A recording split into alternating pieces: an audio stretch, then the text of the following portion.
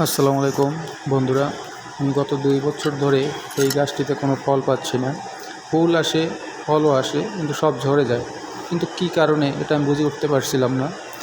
পরবর্তীতে আমি যখন দেখলাম না এভাবে হবে না, তখন আমি ড্রামটা কেটে দেখতে গেলাম।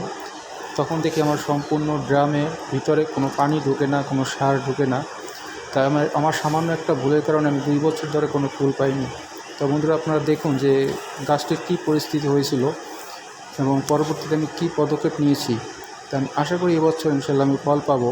তো আমার এই সামান্য ভুলের কারণেই আমি গত 2 বছর ধরে কোনো ফুল পাচ্ছি না। তো আপনারা দেখতে থাকুন যে আমি এর পরবর্তীতে আমি কী করেছি এবং গাছটির কী পরিস্থিতি হয়েছিল। ধন্যবাদ।